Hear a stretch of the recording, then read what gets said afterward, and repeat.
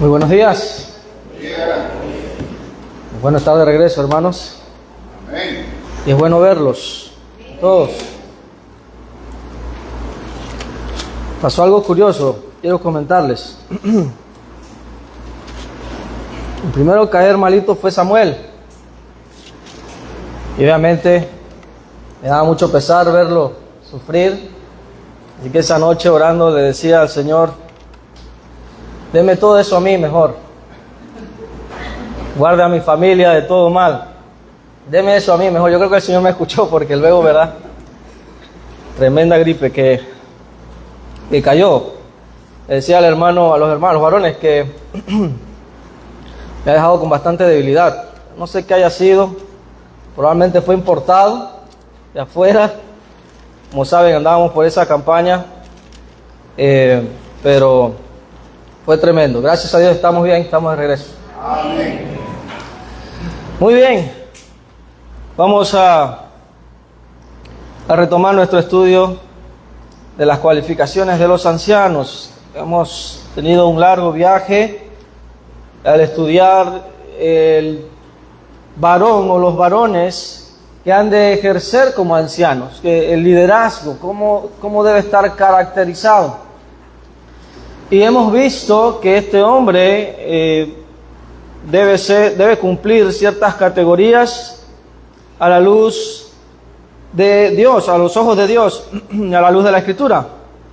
Debe tener un carácter, ¿verdad?, en particular, debe tener estos conceptos de familia, debe ser una persona sabia, ¿verdad?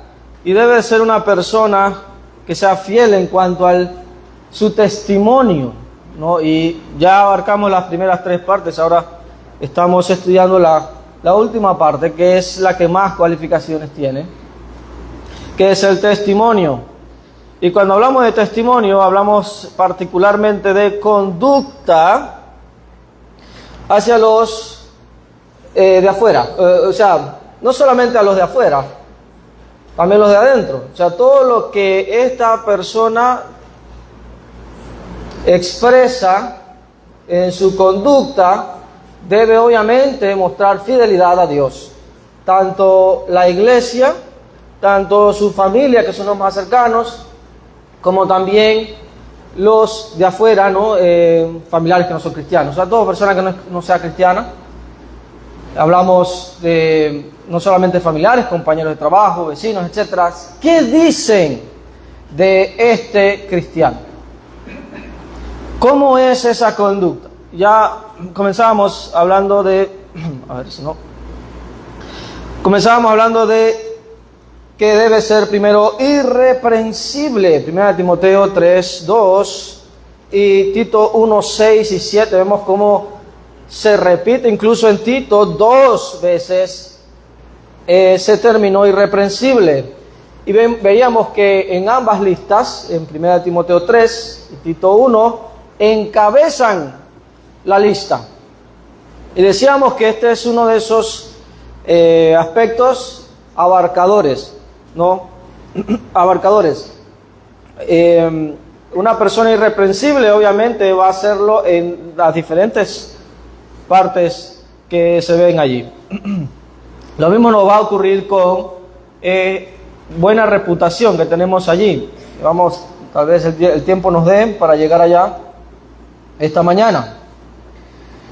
Y decíamos que además de encabezar irreprensible ambas listas, decíamos que definíamos que esta palabra significa que es una persona que no es objeto de reprensión, ¿verdad?, de llamados de atención. Decíamos que el término también se refiere sin culpa, fuera de todo reproche. Pero luego preguntábamos, ¿será que significa que es sin pecado y que nunca peca? No. Estamos repasando, ¿ah? No, ¿por qué no? ¿Por qué no puede ser el caso que alguien irreprensible es alguien que nunca peca? Porque todos pecamos. Exactamente. 1 de Juan 1:8. Vamos a leerlo por enésima vez, por favor. Primera de Juan 1:8. Porque todos pecamos, ¿correcto? Si decimos que no tenemos pecado, nos engañamos a nosotros mismos, la verdad no está en nosotros.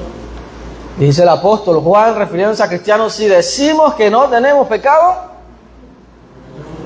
nos engañamos a nosotros mismos. Entonces, evidentemente, cuando hablamos de irreprensible, no quiere decir que es una persona que no peca, sino hablamos de una persona falible, alguien que falla, todo ser humano falla, pero que es fiel al Señor. Pero es fiel al Señor. Entonces, la idea aquí es que nadie puede señalar a esta persona fácilmente de error. ¿Por qué? Porque es un ejemplo de fe. Y cuando falla, ¿qué hace? Lo reconoce y corrige inmediatamente. Hace enmienda, ¿verdad? Restituye. Hablábamos de ese ejemplo también del Antiguo Testamento, el principio de restitución que va acompañado del arrepentimiento, ¿verdad? Arrepentimiento, luego restitución. Es decir, yo debo cambiar, debo reconocer que he hecho mal, debo cambiar, ¿verdad?, mi vida, y luego debo enmendar o restituir el daño que haya hecho, ¿no? Ese es el principio bíblico del arrepentimiento y la restitución. Muy bien. Entonces decíamos que alguien irreprensible es alguien íntegro. Alguien que hace lo bueno, hace lo correcto, ya sea que lo vean o no lo vean.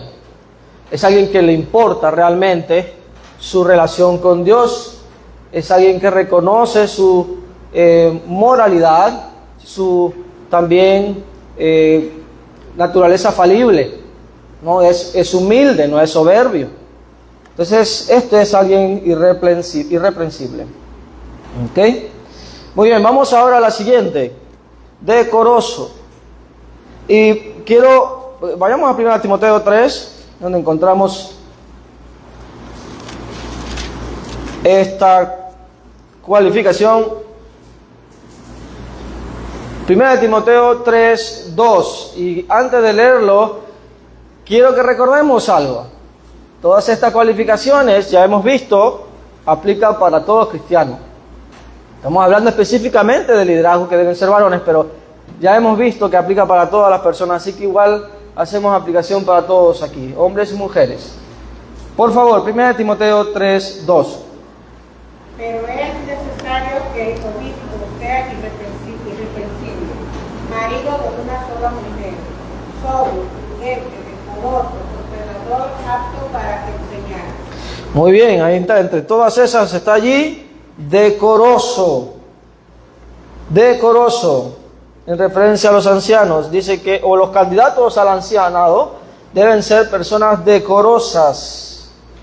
Este término también lo hemos aplicado a las mujeres en particular, en 1 Timoteo 2:9. Un poquito antes, alguien por favor. 1 Timoteo 2:9. ¿Alguien? Asimismo que las mujeres se atavíen de ropa decorosa, con pudor y modestia, no con peinado ostentoso, ni oro, ni perlas, ni vestidos costosos. Ok.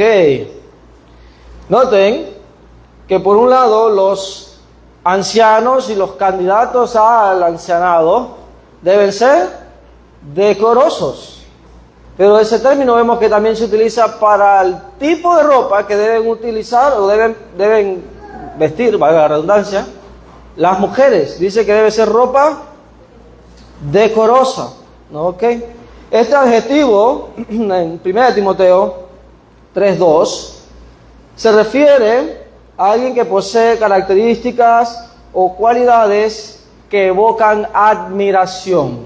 Eso significa decoroso. Alguien que evoca admiración. Evoca admiración. Alguien cuando ve a esta persona, cuando trata a esta persona, ¿verdad? Hablando del varón, en 1 Timoteo 3:2, evoca admiración.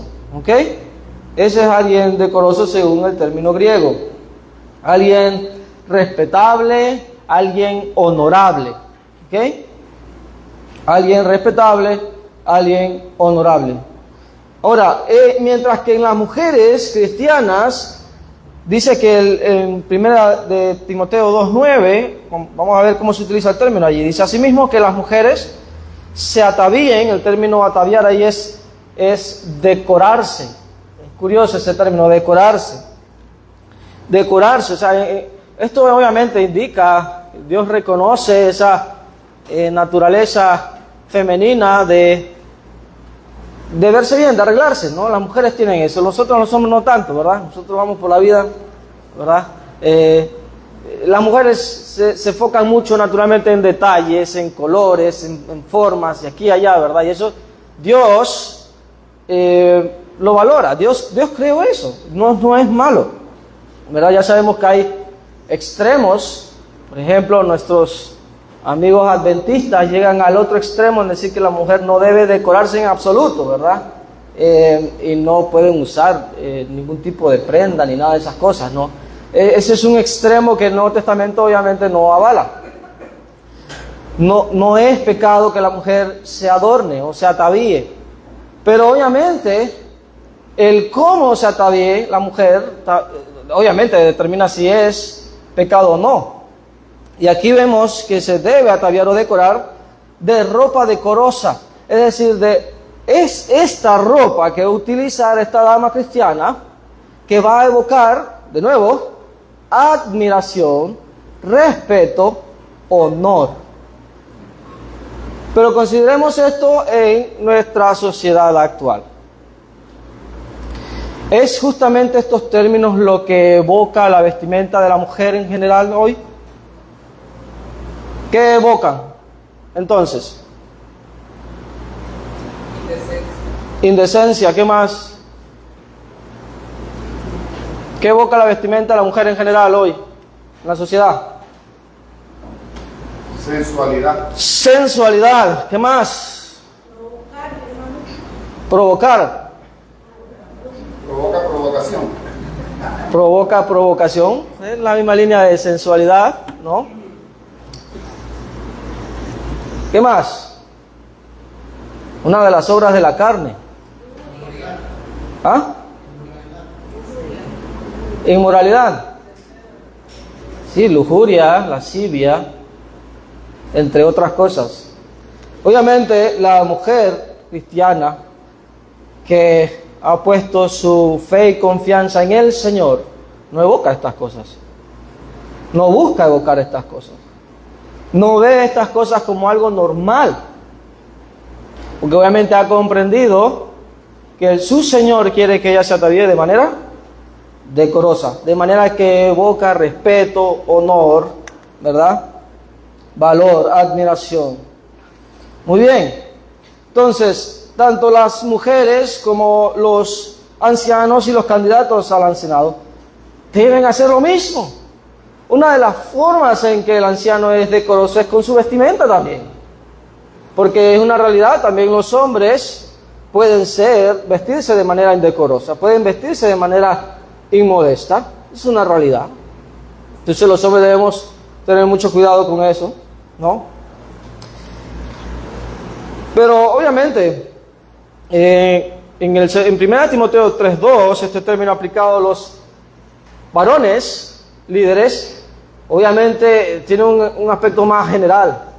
En todas las áreas de su vida debe ser este hombre decoroso, debe evocar admiración, honor y respeto. Entonces estos varones se conducen de manera ordenada, respetuosa, adecuada, en cada situación de la vida. Eso incluye la vestimenta. Evoca respeto y admiración. Por ejemplo, que un varón salga sin camiseta ahí afuera de la casa, que lo vean sus vecinos así. ¿Eso evoca respeto, admiración? ¿Es eso decoroso?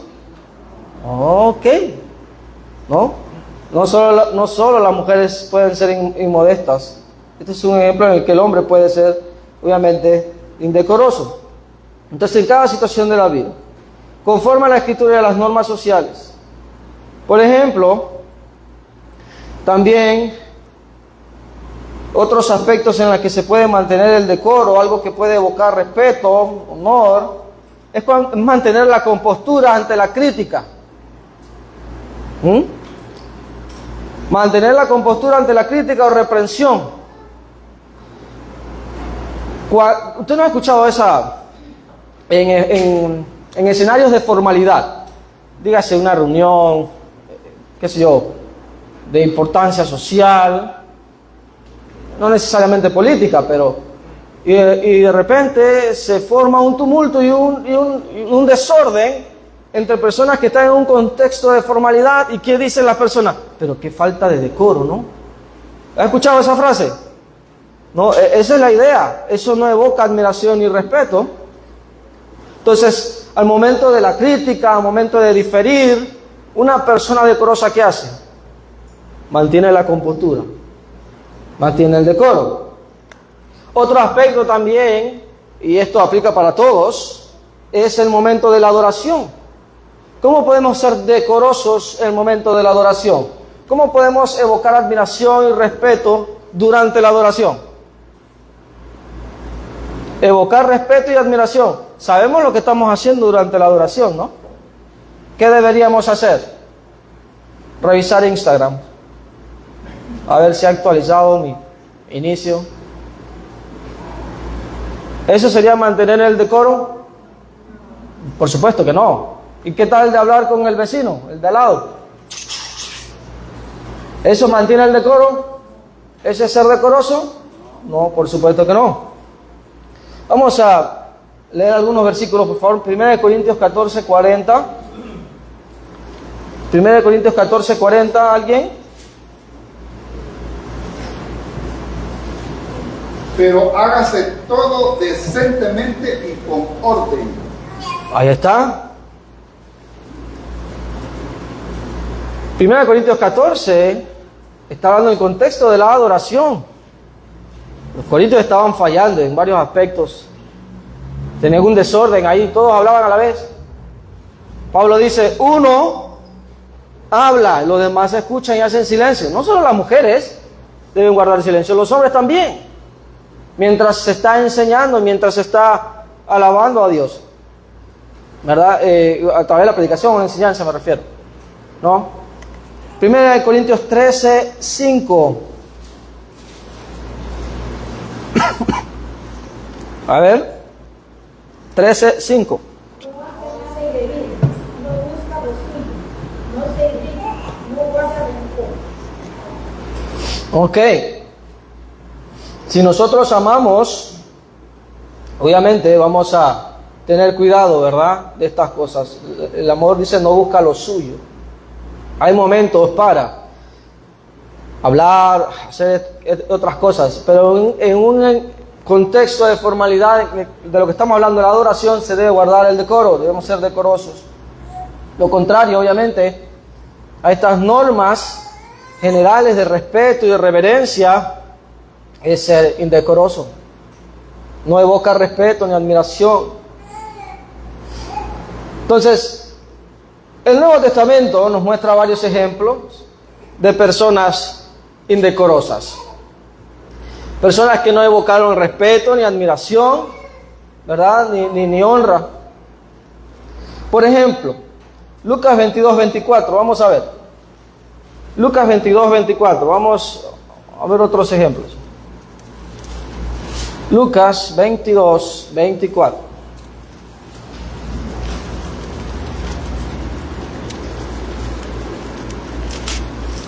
¿Qué dice? Hubo también entre ellos una disputa sobre quién de ellos sería el mayor. ¿Qué está pasando aquí? ¿Qué hubo aquí entre los apóstoles? La discusión. Discusión y competencia. Ahí está. Este es otro ejemplo de personas indecorosas. Hubo también entre ellos una disputa sobre quién de ellos sería el mayor. ¿Quién es el mejor cristiano de todos? ¿No?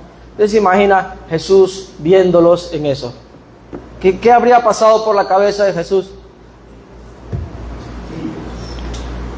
cuando están haciendo eso? ¿Eso evoca respeto y admiración? ¿Eso es ser decoroso? Por supuesto que no. Es más bien ser personas orgullosas. Entonces, obviamente esto no evoca respeto y admiración. También 1 Corintios 11, 20 al 22. Otro ejemplo. 1 Corintios 11, 20 al 22. Cuando pues formuláis vosotros, esto no es comer la cena del Señor, porque al comer cada uno se adelanta a tomar su propia cena, y uno tiene hambre y otro se embriaga. Pues que no tenéis casa en que comáis y bebáis, o menospreciáis la iglesia de Dios y avergonzáis a los que no tienen nada. ¿Qué os diré? Os alabaré. En esto no os alabo. Muy bien, ¿qué está pasando? Contexto nuevamente. En la adoración, durante la cena del Señor, los corintios habían hecho de la cena del Señor una comida corriente. Una comida egoísta. Algunos pensaban solamente en sí mismos. Se levantaban a comer como si nada y no pensaban en los demás. ¿Y qué estaban haciendo? Dice Pablo, estaban menospreciando la iglesia, es el cuerpo de Cristo. Entonces, ¿eso evoca respeto y admiración?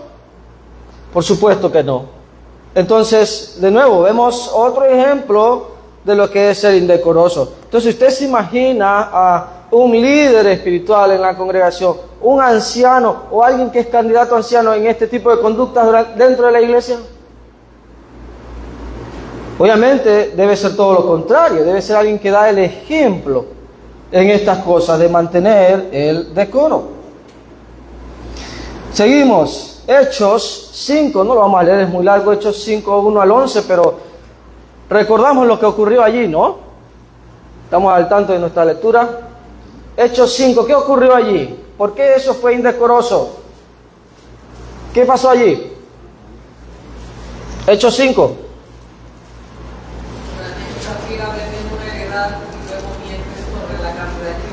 Mienten. ¿A quién le mintieron?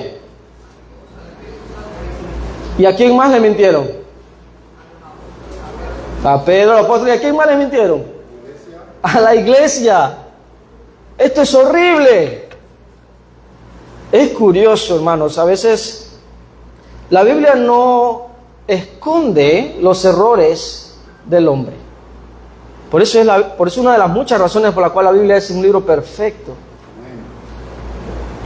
El hombre, en su sano juicio, no escribiría un libro para autocondenarse. Eso no existe en la historia humana. De hecho, se han escrito libros para autoexaltarse. Eso es lo que ha ocurrido en la historia.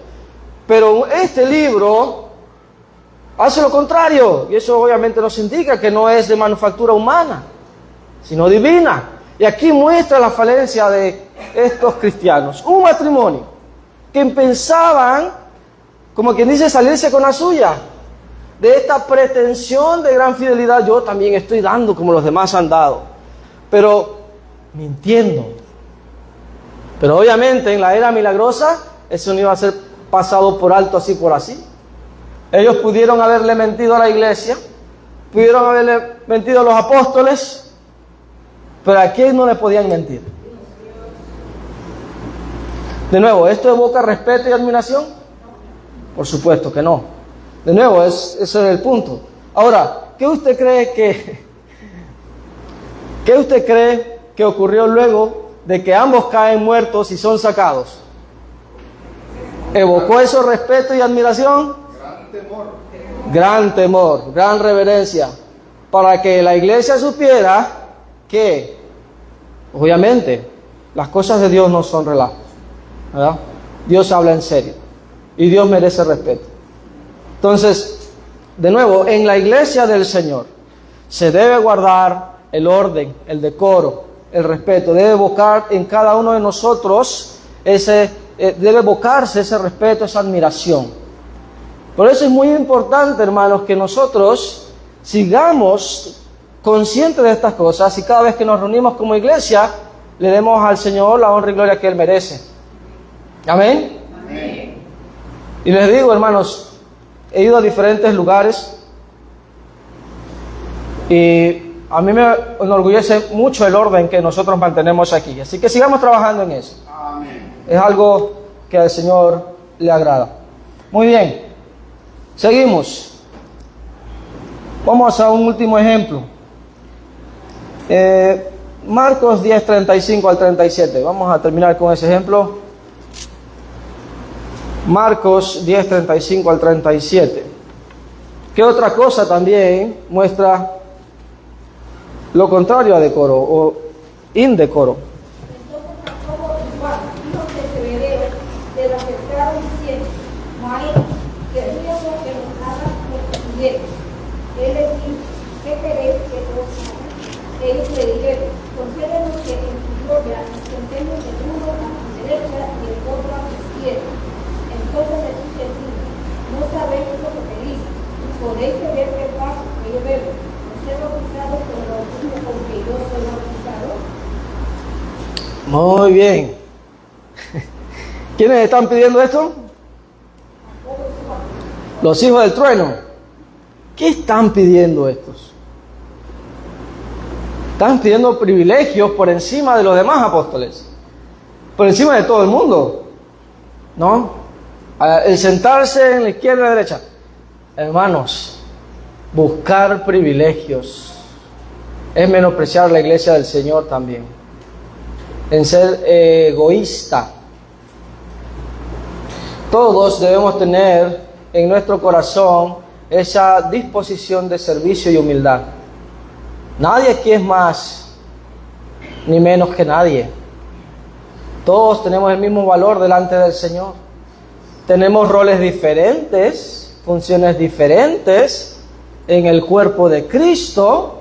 Hay quienes son ojos, otros son manos, otros son pies, pero todos son para la honra y gloria de Dios. Entonces, aquel que se cree más que los demás o que ha hecho más que los demás está equivocado. Y esto es obviamente algo que el Señor reprende aquí. No sabéis lo que pedís. Buscar privilegios es otro aspecto de indecoro. Entonces, los ancianos o los candidatos a ancianos deben ser personas que evocan admiración, honor y respeto. Muy bien. ¿Preguntas hasta ahí o comentarios? Hermano Carlos. No hace mucho participé en una actividad, hermano, por allá por tierras hermosas chiricanas. Y dentro de los grupos que estábamos para salir a evangelizar, sale un grupo. Cuando llegan a una casa, la casa de un sectario, y evangelizan a esta persona, a esta familia, y al final del evangelismo le preguntan al hombre: ¿ha logrado entender? ¿Tiene alguna pregunta? Y dice: no, yo lo he entendido perfectamente, pero tengo algo, pero no me atrevo a decírselos. Y los hermanos le dicen: no, pero díganlo con toda confianza, que dice, aquí estamos para responder las inquietudes. Y dice: pero es que se van a poner bravos conmigo. Y los hermanos: no, al contrario, si estamos precisamente para estas cosas. Y dice: bueno, tengo algo que decirles. Y señaló a una hermana que andaba con ellos, que era la única de la comunidad, de la congregación local, que los andaba acompañando. La mayoría eran de Bocas. Y dice: esa joven anda vestida decorosamente. Oh, wow. La hermana cargaba un jeans, la hermana de atributos que como Dios le regaló, y los andaba con un jean ajustado, mostrándolos. Entonces eso echó por tierra, obviamente, el trabajo que estos misioneros vinieron a hacer a esa localidad, por el descuido de esta hermana. Feo. Interesante. Feo. Ahora, no vamos a caer en otro extremo, pero es importante utilizar esa ilustración de la realidad para aplicar. Hay grupos religiosos extremistas que dicen que, bueno, la mujer no puede utilizar pantalón, ¿no? Si conozco cristianas de mucha trayectoria que tienen esa opinión personal y me la han compartido a nivel privado y personal, y está bien, o sea, es algo en lo que hay libertad. Recordemos muy bien ya hemos hablado de esto y seguiremos hablando de esto, pero todos podemos tener alguna opinión de fe personal y privada, pero se queda ahí. Porque al momento en que yo la saco de mí, podría, y en el 99.9 de los casos, estar forzando mi opinión a los demás. Y ahí estoy hiriendo sus conciencias y eso se llama pecado. Romanos 14, por ejemplo, enseña sobre eso. Y hay hermanas que dicen, bueno, yo no uso, me han comentado, yo no uso pantalón, no me siento cómodo haciendo un pantalón. Yo no fuerzo a nadie a usar pantalón, pero yo no lo uso. Ok. Pero ¿qué pasa? Esa es su libertad. Pero ¿qué pasa en grupos religiosos extremistas? Dice, bueno, no, la mujer no debe usar pantalón en ninguna circunstancia. ¿No? Como nuestros amigos pentecostales, que llegan a ese extremo. La Biblia no condena que la mujer use pantalones o use jean. No. Pero, de nuevo, el problema en sí no es la ropa. Es el cómo de la ropa. Y en 1 de Timoteo 2:9 lo leímos hace un momento. La mujer, dice, debe decorarse con ropa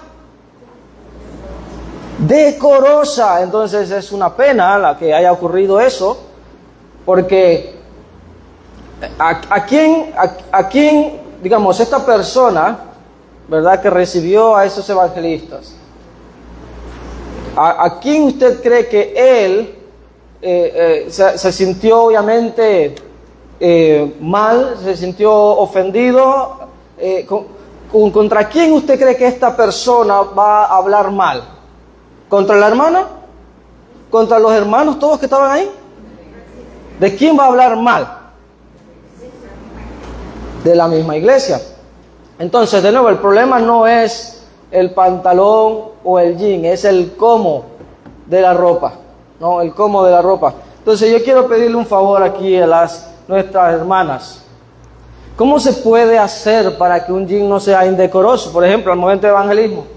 A ver, a nuestras hermanas. Pregunta para las hermanas. ¿Cómo podría hacerse para que un jean, específicamente, no sea indecoroso? Que no sea tan ajustado. Y si es ajustado, que te cubra. Ponerte una camisa larga o algo que te cubra, que no esté mostrando todo el cuerpo. ¿Sabe cómo se llama eso? ¿Sabe cómo se llama eso? Eso que cuesta mucho dinero. Sentido común. ¿Sabe que eso es lo más caro en el mundo? No hay. Porque no hay. Sentido común. Pero si, por ejemplo, vamos a hablar de la realidad. Si a cristianas y cristianos no les interesa en absoluto cómo se muestran al mundo, ¿verdad? En el mundo, contrastándolo con ir a acompañar, ¿verdad? A evangelizar. Digamos a un río, a una playa, y utilizar bikinis y los hombres utilizar sus chorcitos calientes, ¿verdad? Y sin más nada. Si para ellos no les importa eso, de regalar indecorosamente su cuerpo, pues obviamente al momento de evangelizar, ¿cuál va a ser el común no sentido? Bueno, yo voy así. Pero obviamente estamos aprendiendo que los cristianos debemos ser diferentes en nuestra forma de pensar y en nuestra forma de vestir. Nuestro cuerpo es un regalo de Dios y debe ser honrado, debe ser respetado. Y atención, solteros y solteras, su cuerpo ya tiene nombre, le pertenece a alguien, y aunque usted todavía no lo conozca, le pertenece a su esposo o esposa. ¿Sí? 1 Corintios 7, aunque usted no esté casado todavía. Entonces ya usted si es el caso, anda regalándosela a todo el mundo para que todo el mundo lo vea. No funciona así, ¿no? De nuevo, debe haber decoro para honrar a Dios y obviamente guardar su cuerpo para su futuro cónyuge, porque le pertenece a él, aunque usted no lo conozca todavía. ¿Alguien más? ¿Preguntas o comentarios? Hermano José, sí. Y, por ejemplo, cuando hace mucho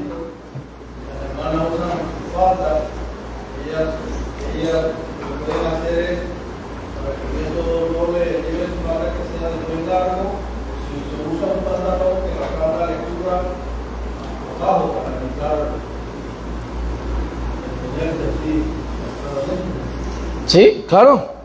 De nuevo, sentido común. Sentido común, ¿verdad? Muy importante. Honrar a nuestro Dios en todo. Ok, tiempo se ha agotado. No, vamos a quedar allí, hermanos. Vamos a tener nuestro receso. Gracias por su atención y participación. Seguiremos Dios mediante el domingo siguiente. Amén.